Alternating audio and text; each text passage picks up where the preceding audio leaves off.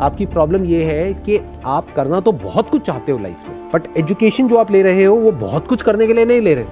हम लोग बैठे हुए हैं 4 साल से क्या कर रहे हैं, बीएड करके, बीए किए, पीजी किए, सब करके बैठल है, कर्जा कौन उतारेगा? It is all useless. पूरी की पूरी बुक आपने याद कर ली, पता नहीं क्या क्या कर लिया, किस काम का है? किसी काम का नहीं। बस पढ़ाई लिखाई करते रहो दिन भर, अपनी पूरी जिंदगी यहीं रगड़ते रगड़ते लगा दी।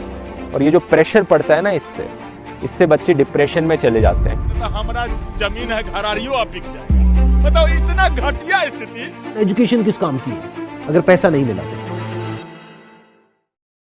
एजुकेशन ये उस इंडस्ट्री का नाम है जिसका इंडिया में मार्केट साइज 117 बिलियन डॉलर से भी ज्यादा है, जो कि 2025 तक बढ़कर 225 बिलियन डॉलर तक हो सकता है, जिसका मतलब होता है 18 लाख करोड़ से भी ज्यादा। एजुकेशन को हासिल करने के लिए लोग अपने लाखों रुपए स्कूल में, कॉलेजेस में और कोचिंग्स में खर्च कर देते हैं, जिसमें ज्यादातर लोग ऐसे होते हैं जो मिडिल क्लास फैमिली से बिलोंग करते हैं, जो अपने बच्चों को पढ़ाने के लिए तरह तरह के एजुकेशन लोन लेते हैं। अपने बच्चे को पढ़ाने के लिए लोग अपना जमीन तक बेच देते हैं, पर अपने बच्चे को जरूर पढ़ाते हैं, इस उम्मीद में कि हमारा बच्चा पढ़ लिख कर खूब पैसा कमाएगा और घर की सारी प्रॉब्लम्स को दूर कर देगा।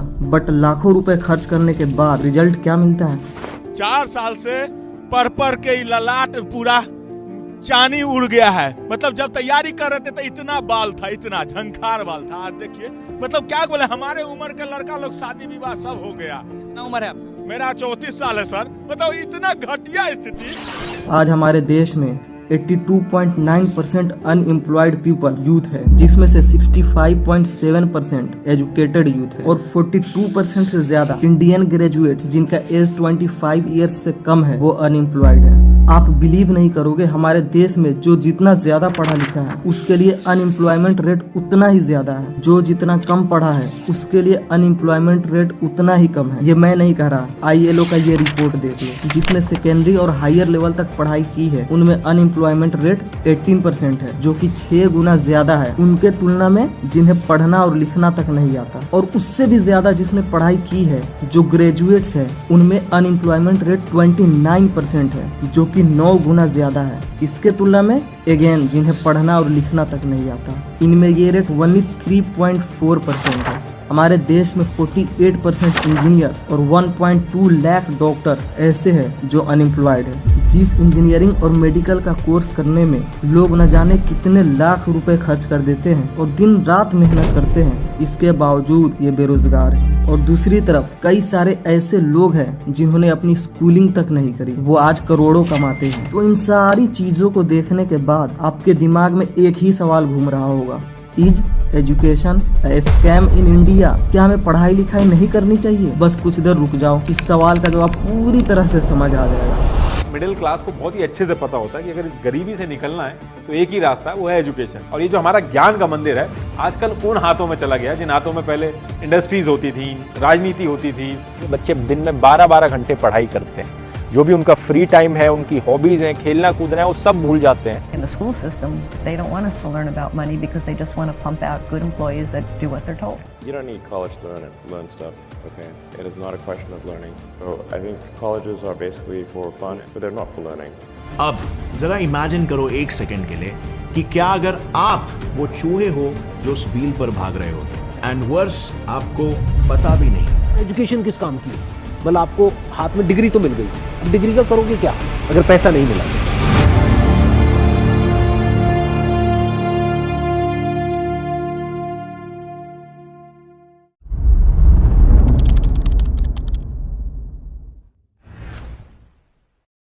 सबसे पहले हमें ये समझने की जरूरत है कि एजुकेशन होता क्या है। क्या एजुकेशन वही होता है जो एजुकेशन के नाम पर हमारे एजुकेशन सिस्टम में दिया जाता है? क्या एजुकेशन वही होता है जो आप या मैक्सिमम लोग सोचते हैं और जिसके लिए हम लाखों रुपए खर्च करते हैं? या एजुकेशन कुछ और ही है?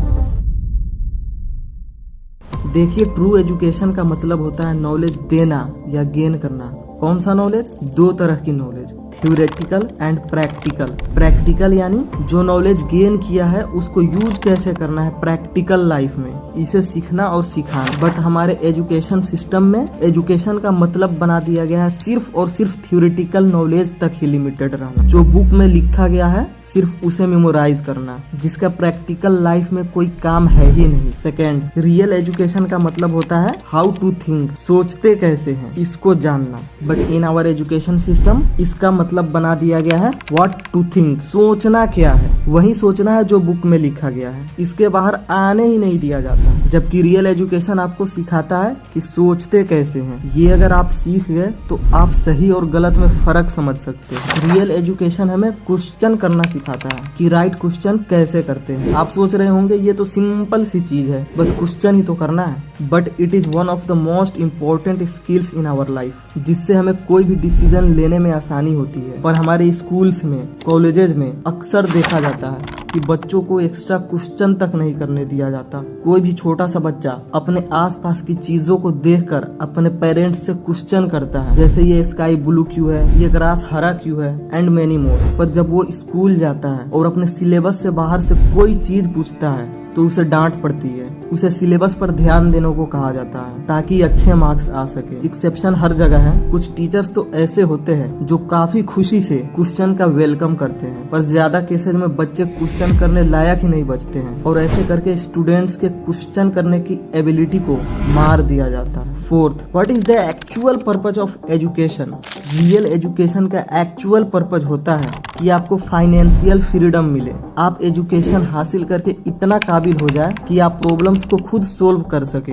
आपके अंदर इतना क्रिएटिविटी आ जाए कि आप नई नई चीजों को क्रिएट कर सके और आपकी जो थिंकिंग एबिलिटी है वो पूरी तरह से डेवलप हो सके, जिससे आप अपने क्रिटिकल थिंकिंग की वजह से प्रॉब्लम्स को सोल्व करके नई नई चीजों को क्रिएट करके अपनी लाइफ में बड़ा से बड़ा कुछ कर सको और फाइनेंशियली फ्री हो सको। पर हमारे एजुकेशन सिस्टम में एजुकेशन का एक ही पर्पज होता है कि पढ़ लिख करके जॉब करना है, यानी खूब मेहनत करके मार्क्स लाओ और कई सारी डिग्रियां हासिल करो और वेट करो कि कोई कंपनी आए और हमें उठा ले जाए। इस सिस्टम में एजुकेशन का मेन गोल ही बना दिया गया है कि आप पढ़ा लिखा गुलाम बन सको। फिफ्थ पॉइंट, अगर मैं आपसे ये पूछूं कि यहाँ पर 2 पर्सन है, पर्सन 1 एंड पर्सन 2, इन दोनों में से कौन ज्यादा एजुकेटेड है, तो आपका क्या आंसर होगा। अगर पर्सन 1 के पास कोई डिग्री नहीं है, कभी स्कूल नहीं गया, कभी कॉलेज नहीं गया, लेकिन इन्होंने अपनी एजुकेशन खुद से हासिल की है इंटरनेट की मदद से। इनके पास क्रिएटिव माइंड है, प्रॉब्लम सोल्व करने की स्किल है, क्रिटिकल सोच पाते हैं ये, और इन सब की वजह से अपने पैशन को फॉलो करते हुए इन्होंने अपनी लाइफ में बहुत कुछ अचीव किया है। जो इनका सपना था सब पूरा किया है इन्होंने और एकदम मस्त लाइफ जी रहे हैं। और दूसरी तरफ पर्सन 2 के पास बहुत सारी एकेडमिक क्वालिफिकेशंस हैं। खूब मेहनत करके रट्टा मार मार के अच्छे मार्क्स के साथ इन्होंने अपनी स्कूलिंग कंप्लीट की, अच्छे CPI के साथ ग्रेजुएशन भी किया और इसके अलावा भी कई सारी डिग्रियां हैं इनके पास। लेकिन इतने हाई क्वालिफिकेशंस होने के बावजूद इनकी जॉब नहीं लग रही क्योंकि इनके पास रिक्वायर्ड स्किल्स ही नहीं है जो कंपनी को चाहिए। अब आप मुझे बताओ दोनों में कौन है एजुकेटेड, पर्सन 1 या पर्सन 2। प्रैक्टिकली देखा जाए तो ऑब्वियसली पर्सन 1 है हाईली एजुकेटेड, बट थ्योरेटिकली देखा जाए तो इनके पास कोई डिग्री नहीं है, कोई एकेडमिक क्वालिफिकेशन नहीं है। और दूसरी तरफ पर्सन 2 कागजी तौर पर तो बहुत एजुकेटेड पर्सन है, बट प्रैक्टिकल लाइफ में ये एक हाईली अनएजुकेटेड पर्सन है। लेकिन इसमें भी इनकी कोई गलती नहीं है, गलती इस सिस्टम की है जिसने इन्हें ऐसा पढ़ा लिखा अनएजुकेटेड पर्सन बनाया। इसी तरह ऐसे कई सारे एग्जाम्पल्स हैं जिससे ये प्रूफ होता है कि हमारे एजुकेशन सिस्टम में वो रियल एजुकेशन है ही नहीं जिसके लिए लोग लाखों रुपए खर्च करते हैं। जिस एजुकेशन के लिए स्टूडेंट्स स्कूल्स को, कोचिंग्स को, कॉलेजेस को फीस देते हैं, वो रियल एजुकेशन दिया ही नहीं जाता है, सिर्फ और सिर्फ इस करंट एजुकेशन सिस्टम की वजह से। इसके अलावा भी कई सारी प्रॉब्लम है जिसकी वजह से स्टूडेंट्स क्लास करना नहीं चाहते, टीचर्स पढ़ाना नहीं चाहते, स्टूडेंट्स बंक मारने में लगे रहते हैं और हाईएस्ट मार्क्स लाने की रेस में लगे रहते हैं। और दूसरी तरफ टीचर्स टाइम पर सिलेबस खत्म कराने की रेस में लगे रहते हैं। असाइनमेंट भी ऐसा मिलता है जो सब एक दूसरे से कॉपी करके बनाते हैं। बताओ जरा क्या फायदा ऐसे एजुकेशन का? तो अब सवाल ये आता है कि आखिर ऐसा सिस्टम ही क्यों बनाया गया जिससे लोग अपनी काबिलियत को नहीं पहचान पाते और गुलाम बनने की रेस में लग जाते हैं। पहले तो इंडिया में गुरुकुल एजुकेशन सिस्टम होता था, जिससे स्टूडेंट्स एजुकेशन हासिल करके काफी क्रिएटिव बनते थे, क्वेश्चंस करना सिखाया जाता था, सोचने की एबिलिटी डेवलप होती थी। तो आखिर इतने अच्छे सिस्टम से इतना बेकार सिस्टम कैसे लागू हुआ इंडिया में?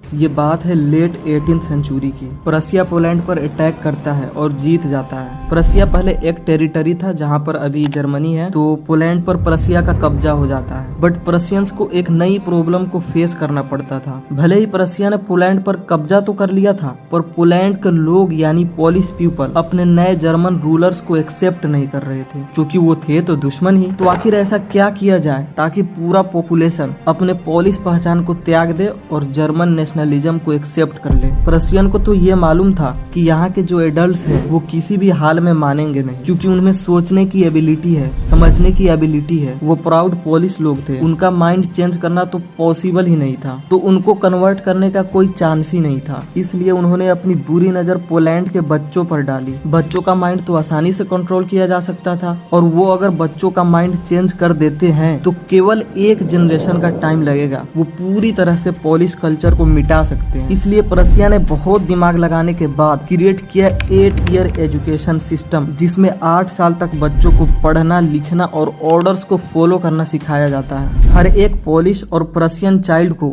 8 सालों तक स्कूल जाना पड़ता था, और इस 8 साल तक डेली इन बच्चों को प्रशियाई देशभक्ति के लिए मजबूर किया जाता था। और सिर्फ ऑर्डर्स को फॉलो करने वाला, अपना दिमाग चलाकर क्वेश्चन नहीं करने वाला, चुपचाप जो कहे वैसे करने वाला बनाया जाता था। ऐसे जाकर क्रिएट हुआ द प्रशियन एजुकेशन सिस्टम, और इसे बनाने के पीछे जो मकसद था उनका, वो काफी सक्सेसफुल रहा। कुछ आर्टिकल्स ये भी बताते हैं कि प्रशिया ने ये एजुकेशन सिस्टम इसलिए क्रिएट किया क्योंकि वो नेपोलियन की आर्मी से एक वॉर में हार गई थी। हार का रीजन था कि प्रशिया की आर्मी अपने लीडर की बात ना मानकर अपना दिमाग यूज कर रहे थे। तो इस चीज को कंट्रोल करने के लिए ऐसा सिस्टम क्रिएट किया गया ताकि बच्चे बड़े होकर एक ओबीडियंट सोल्जर बन सके। खैर, मकसद तो एक ही था कि उन बच्चों को ऐसा बनाया जाए ताकि वो आगे चलकर अपना दिमाग ना चलाएं, उन्हें आसानी से कंट्रोल किया जा सके। एक प्रशियन फिलोसोफर ने ही इस एजुकेशन मॉडल को अच्छे से डिस्क्राइब किया है, आप खुद सुनिए। Education should be aimed at destroying free will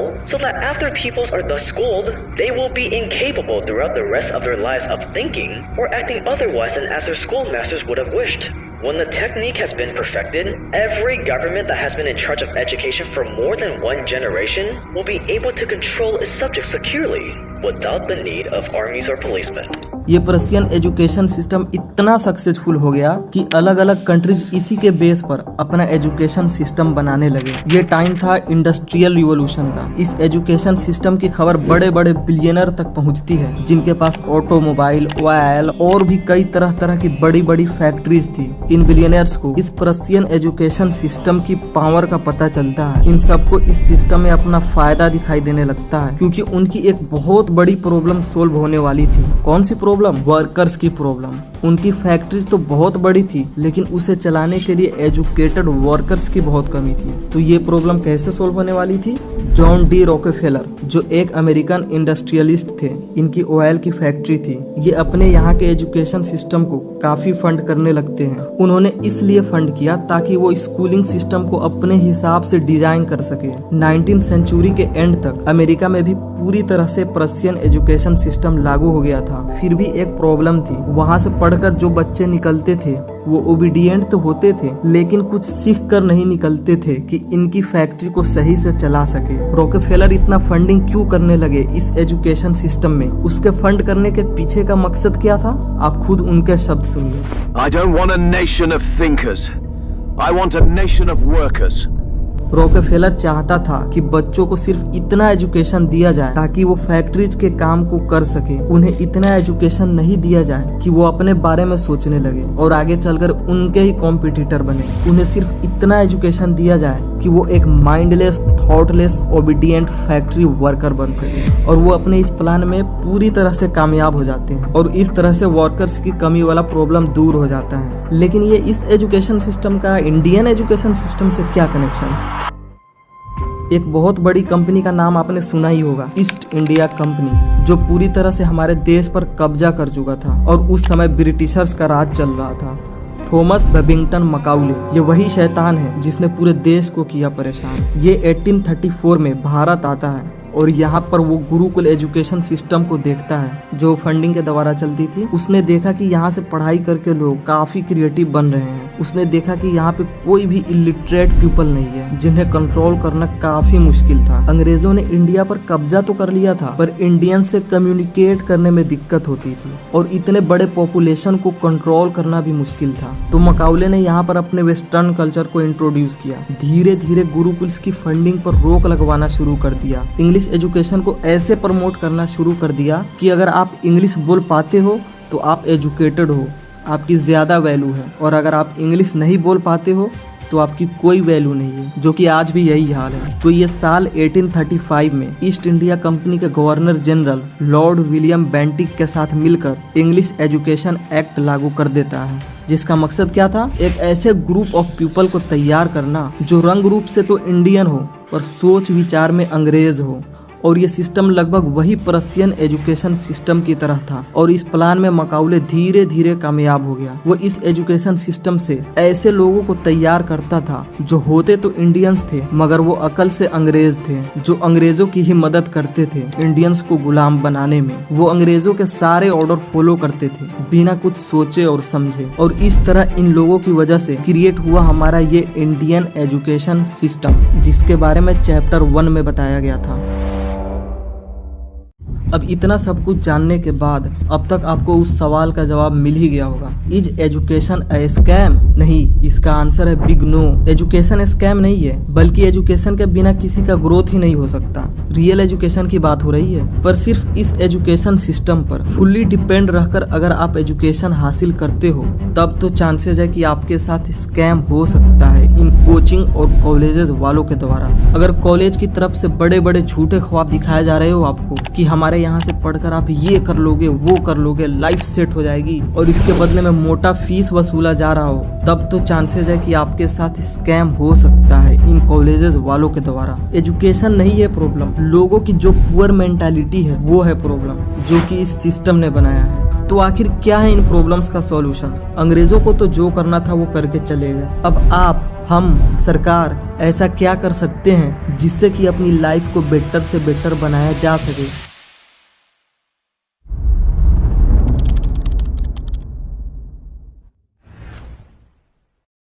इस प्रॉब्लम के सॉल्यूशन को हम 3 कैटेगरी में डिवाइड करेंगे। पहला कि इंडियन गवर्नमेंट क्या कदम उठा सकती है, दूसरा कि आप क्या कर सकते हैं, तीसरा पेरेंट्स क्या कर सकते हैं।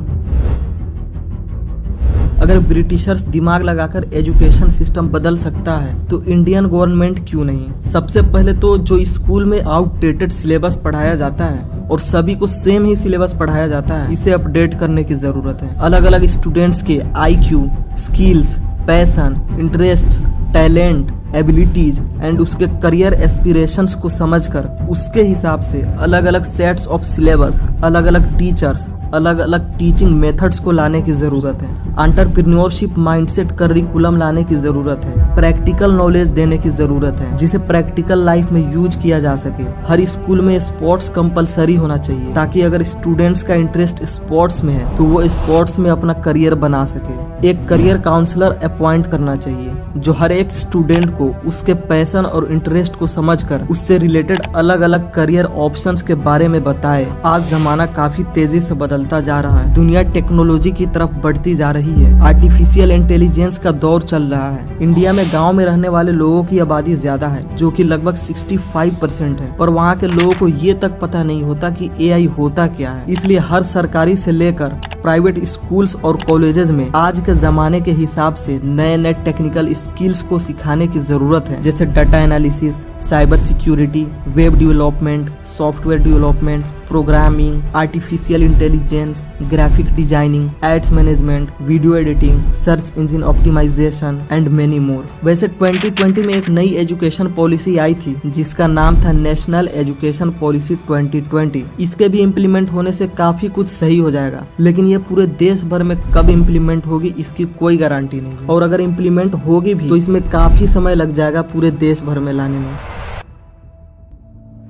आप में से कुछ लोग शायद इस वीडियो को गलत वे में ले सकते हैं कि इसका मतलब पढ़ाई लिखाई सब कुछ छोड़ देना है। नहीं, मैं ये नहीं कह रहा कि पढ़ाई लिखाई सब कुछ छोड़ दो। मैं ये कह रहा कि सिर्फ इस करंट एजुकेशन सिस्टम पर डिपेंडेंट रहकर अगर पढ़ाई करते हो और इसके अलावा कुछ नहीं करते हो तो आप काफी पीछे रह जाओगे इस करंट टेक्नोलॉजी की दुनिया में। गवर्नमेंट कुछ चेंजेस करे या ना करे, आप तो अपने में चेंजेस कर सकते हो। आप अपने पैशन को समझो, अपने इंटरेस्ट को समझो और उस पर काम करो, और खुद से तो वो टेक्निकल स्किल्स सीख ही सकते हो जो अभी आपको बताया है। अब आप कहोगे इसमें भी बहुत पैसे लगेंगे, नए नए स्किल्स सीखने में काफी खर्चा लगेगा। नहीं मेरे दोस्त, पैसे बिल्कुल नहीं लगेंगे कोई भी स्किल्स को सीखने के लिए। आजकल जो सीखना चाहो वो इंटरनेट से बिल्कुल फ्री में सीख सकते हो।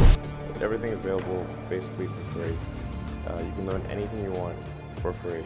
और अगर आप कहते हो कि मुझे अपना कुछ नहीं करना है, जॉब ही करना है, कुछ नहीं सीखना है, तो ये जान लो कि आजकल ऐसे ओबीडिएंट वर्कर्स की भी बहुत कम डिमांड है जो टाइम पर आए, टाइम पर जाए और सिर्फ डायरेक्शन ही फॉलो करे। आजकल कंपनी को भी सेल्फ डायरेक्टेड वर्कर की ज्यादा डिमांड है, जिनमें ये सारी स्किल्स हो कि वो नई सिचुएशन को अडाप्ट कर सके, चीजों को जल्दी सीख सके, क्रिटिकल सोच सके, प्रॉब्लम सोल्व कर सके और नई नई चीजें क्रिएट कर सके। इसलिए इन सारे स्किल्स को आपको खुद से डेवलप करने की जरूरत है। सबसे पहले पेरेंट्स ये गलती करते हैं कि बच्चे के पैदा होते ही या पैदा होने से पहले ही पूरा प्लान बना लेते हैं कि मैं तो अपने बच्चे को इंजीनियर बनाऊंगा, मैं अपने बच्चे को डॉक्टर बनाऊंगा, ये बनाऊंगा, वो बनाऊंगा। ये गलती नहीं करना है। दूसरा ये गलती करते हैं कि इतने मार्क्स लाओगे तो ये गिफ्ट दूंगा, टॉप करोगे तो वो गिफ्ट दूंगा। और इन्हीं मार्क्स को लाने के लिए बच्चे दिन में 12-12 घंटे पढ़ाई करते हैं। जो भी उनका फ्री टाइम है, उनकी हॉबीज हैं, खेलना कूदना है, वो सब भूल जाते हैं। बस पढ़ाई लिखाई करते रहो दिन भर। आपको गिफ्ट देना है तो दीजिए, लेकिन सिर्फ मार्क्स के बेस पर मत दीजिए, उसके एबिलिटी के बेस पर दीजिए। अदरवाइज बच्चा सिर्फ मार्क्स लाने के पीछे पागल रहेगा और सिर्फ किताबी दुनिया जी पाएगा और कुछ कर ही नहीं पाएगा। आप अपने बच्चे को स्कूल भेजें, लेकिन सिर्फ उसी के भरोसे नहीं बैठे कि स्कूल में सब कुछ सिखा दिया जाएगा जो लाइफ जीने के लिए चाहिए। आप हो सके तो होम स्कूलिंग पर ज्यादा ध्यान दें, उसके पैशन और उसके इंटरेस्ट को समझने में उसकी मदद करें और उसके करियर का डिसीजन उसे खुद लेने दें। थैंक यू सो मच इस वीडियो को पूरा देखने के लिए। इस वीडियो का पूरा काम मैंने मोबाइल से ही किया है और अकेला ही किया है, तो हो सकता है कि इसमें कुछ मिस्टेक हुई हो, तो प्लीज आप उसे कमेंट में बताएं ताकि उसे सुधारा जा सके और वो मिस्टेक दोबारा नहीं हो पाए। तो अगर आपको ये मेरा काम अच्छा लगा हो तो आप हमें सपोर्ट कर सकते हैं इस चैनल से जुड़कर, और इसे ज्यादा से ज्यादा शेयर करके। जिसे इस वीडियो की नीड हो उसे जरूर शेयर करें। तो अगेन यहाँ तक वीडियो को देखने के लिए आपका बहुत बहुत शुक्रिया।